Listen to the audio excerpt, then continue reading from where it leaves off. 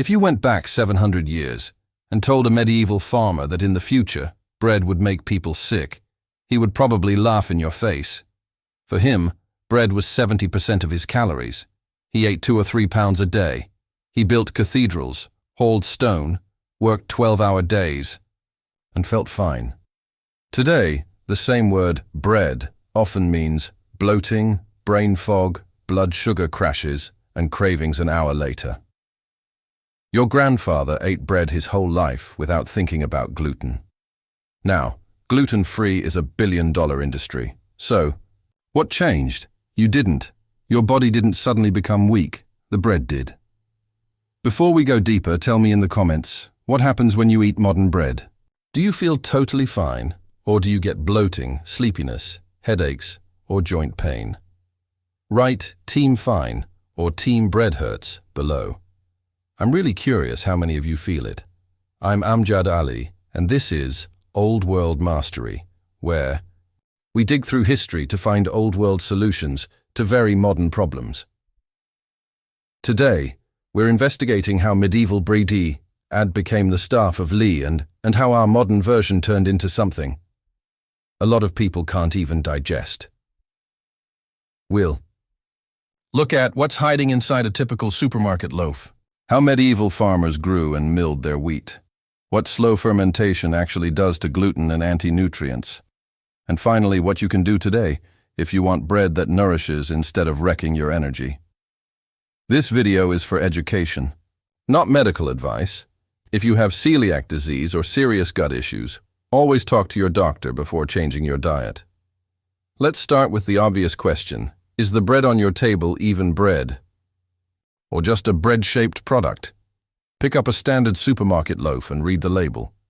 You'll usually see something like enriched wheat flour, high fructose corn, syrup soybean or canola oil mono and diglycerides dough conditioners preservatives. To keep it soft for weeks, that first phrase, enriched wheat flour, is basically marketing for, we stripped most of the nutrition out, then added a little back in pill form so it doesn't violate the law. Traditional bread needed 3 ingredients: flour, water, salt, maybe 4th, a bit of leaven or sourdough starter. That's it. Modern industrial bread often has 20 to 30 ingredients, just to stay fluffy, sweet, and mold-free on a shelf for 2 weeks. But ingredients are only the surface problem. The real change started in the field. In the 1960s, a plant breeder named Norman Borlaug helped create high-yield miracle wheat, short. Stalks, huge heads of grain, resistant to lodging and disease. It was a genuine lifesaver for many hungry countries. He won the Nobel Prize. But the breeding goals were simple: maximum yield per acre, compatibility with synthetic fertilizers, and machine harvesting. No one was asking, how does this affect gluten structure? Is it easier or harder to digest? What happens if people eat this daily for 50 years? Ancient wheats like einkorn carried 14 chromosomes. Emmer had 28. Modern bread wheat has 42. More chromosomes by themselves aren't evil, but it means very different proteins. Some research suggests that modern wheat produce gluten fragments that our grandparents' guts can handle, simply never met before. The immune system sees them as suspicious, and in some people it responds with inflammation. Add on top of that, roller milling that strips away the bran and germ, bleaching to make flour, pure white and ultra-fast industrial baking, and you end up with something that looks like bread but behaves in your body like a quick-burning starch. The glycemic index of soft white bread is often higher than table sugar. You eat 2 slices, your blood glucose shoots up, your pancreas dumps insulin, then an hour later, you're hungry and tired again. Do that every morning for 20 years, and your body eventually stops listening to insulin at all. That's one of the pathways toward prediabetes and type 2 diabetes. Not the only cause, but a big piece of the puzzle. Medieval bread, made from whole grain and slow fermentation, simply did not behave that way. To see why medieval bread was different, we need to step out of the supermarket and walk into a 14th century wheat field. Medieval farmers weren't planting variety X from a corporate seed catalog. They were planting landrace wheats, einkorn, one of the oldest cultivated wheats, emmer, used in ancient Egypt, spelt, beloved in medieval Germany and Switzerland. In a single field, you wouldn't see a perfect army of clones. You'd see diversity, some stalks taller, some shorter, some ripen early, some late, slightly different colors and shapes. That variation was their insurance policy. If the disease hit, some plants survived. If the season was dry, others did better. Not very efficient for modern machine farming, but far more resilient and in many cases easier to digest. Take einkorn as an example. Its gluten is naturally weaker. It doesn't make huge, fluffy sandwich loaves. But that weak gluten seems to be one reason. Some people tolerate it far better. Small clinical studies in Italy and elsewhere have found that individuals with non-celiac gluten sensitivity had far fewer symptoms eating einkorn bread compared to modern wheat bread.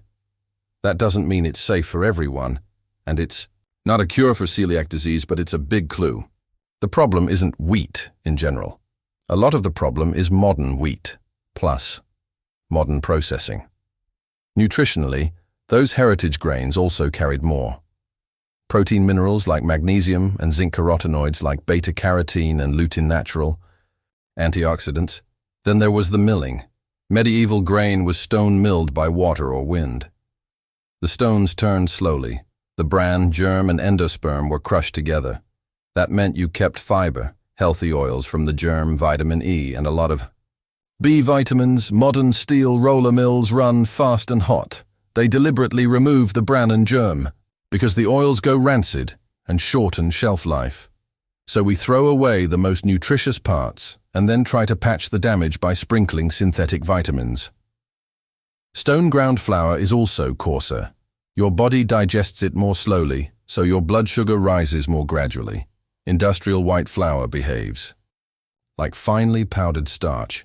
Your system absorbs it at high speed, and you crash just as fast. Even more important than the grain itself was what bakers did with it. Medieval bakers didn't have packets of instant yeast. They had a living sourdough. Culture, wild yeasts, and lactic acid bacteria kept alive for years, even generations. Here's what usually happened. Flour and water were mixed into dough. That dough rested and fermented for 12, 18, sometimes 24 hours. Only then was it shaped and baked. From a modern convenience perspective, that seems painfully slow. From a biological perspective, it's genius. During those long hours, the microbes in the starter get to work. They partially digest gluten proteins. They break down phytic acid, which normally binds minerals like iron, zinc, and calcium, and makes them harder to absorb. They reduce certain lectins and enzyme inhibitors. That can irritate the gut lining. They're basically doing part of the digestion happens before the bread even touches your mouth. By the time a slow fermented loaf goes into the oven, its chemistry is very different from a quick yeast supermarket loaf. Today, industrial bread is often mixed, proofed, and baked in under 3 hours total. Little time for enzymes to work. A little breakdown of phytic acid.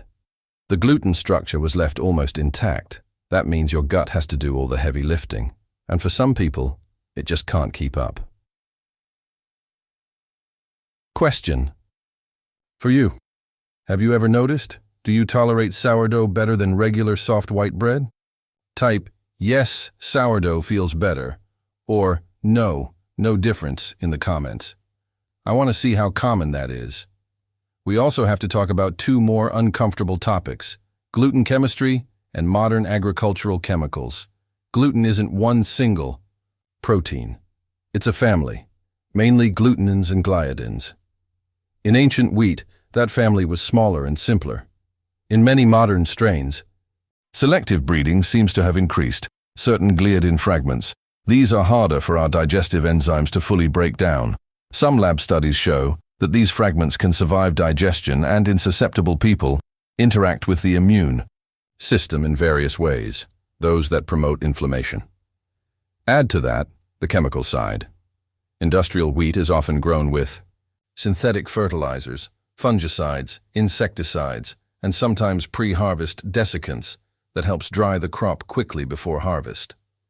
Residues from these chemicals can end up in the final flour if the grain isn't grown organically. There's an ongoing debate about how much this matters, but at minimum we know.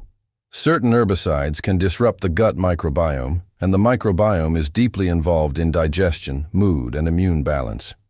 Medieval wheat was grown in rotation, with other crops fertilized with manure and compost and harvested by hand. Not perfect, but far from the chemical soup we often rely on today.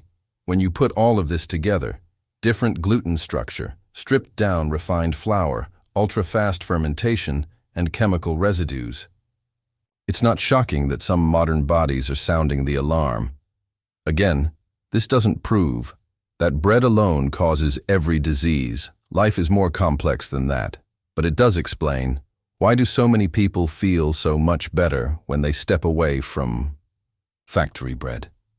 So this is all nice in theory, but what happens in real life when people go back to heritage wheat plus slow fermentation? In several small European studies, researchers took people with IBS-type symptoms who struggled with regular bread.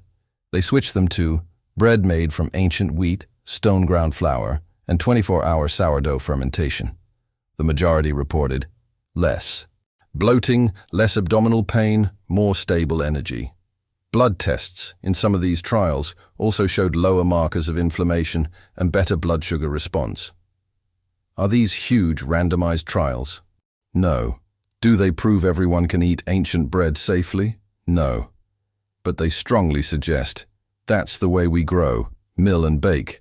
Matters just as much as the ingredient list. Outside the lab, there's also a quiet movement. Small mills bringing back einkorn, emmer and spelt, village bakeries reviving long-fermented sourdough, people who thought they were gluten intolerant. Discovering they can handle certain old-world breads when everything is done slowly and carefully.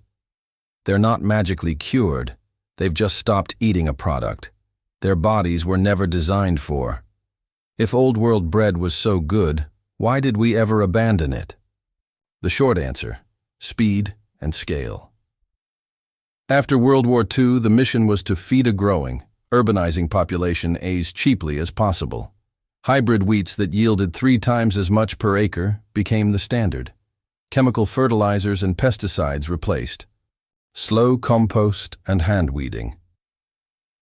Roller mills processed grain faster and more uniformly than stone mills. Commercial yeast turned 24-hour fermentation into a 2-hour process. From one angle, this was a huge success. Bread got cheaper than ever. Loaves became soft, sweet, and convenient. The cost was pushed somewhere else, onto our blood sugar, our digestion, and our gut microbiome. Food companies optimized bread for shelf life, softness, and efficiency. Not for nutrition, not for compatibility with the human body. When people started to complain, we invented new labels: gluten intolerance, non-celiac sensitivity, IBS. Sometimes those labels are helpful, but they can also hide a simpler truth. A lot of us are reacting exactly how a normal human body would react to abnormal bread. So, where does that leave you? If you still love bread, but you're tired of feeling awful after eating it, here are 3 realistic paths. Hunt for real bakers. Look for bakers who use heritage grains, einkorn, emmer, spelt, or named landraces. Stone mill on site, or buy stone ground flour. And ferment the dough for 12-24 hours. You'll usually find them at farmers markets, specialty bakeries, or small mills that ship online. Yes, their loaves cost more, but they're giving you actual food, not just calories. Learn one simple sourdough routine. You don't have to become a full-time baker. Even one sourdough recipe, you make it once a week. It can change how your body feels about bread. Basic path. Get or make a starter. Mix heritage flour, water, and salt. Let it ferment overnight. Bake the next day in a Dutch oven or on a stone. The first couple of times feel complicated. After that, it becomes just another rhythm in your week. Break the every meal needs bread. Habit medieval peasants ate bread because it was the cheapest, most efficient way to get calories. You have more options. You can rotate oats, barley, millet, buckwheat, rice, and other whole grains, especially if you soak or ferment them first. The goal isn't to live exactly like a medieval farmer. It's to borrow what they did right and combine it with the variety we have now. Which of these three paths, which sounds most realistic for you? Find a real baker, learn sourdough, cut down and use more whole grains. Type 1, 2, or 3 in the comments. It'll also help me decide what tutorial to make next for this channel. The peasants who baked dark, dense sourdough loaves in clay ovens, we weren't ignorant or backwards. They were working with a system that had been refined over thousands of years. Healthy soil, diverse wheat, careful stone milling, and patient fermentation. We traded that system. For speed and shelf life, we engineered wheat that yields more but nourishes less. We milled away the best parts. We rushed the fermentation from a day down to an hour. We replaced patience with preservatives. So when bread starts to feel like poison, it's not your body betraying you. It's your body telling the truth about a fake version of a real food. Medieval bread wasn't a miracle superfood. It was just bread left alone, grown in living soil, milled with care, and fermented with time. If this video helped you see the loaf on your table differently, hit like. It really helps more people find this kind of content. And if you want to keep exploring old world wisdom that still works today, from medieval heating tricks to ancient supergrains and raw honey experiments, subscribe to Old World. Mastery and turn on the bell, right here on screen. I'll link my video about 10 medieval supergrains modern agriculture forgot, and another one where we test how old world cabins stay warm at 30 degrees. Click one of those and let's keep digging up the knowledge they tried to bury.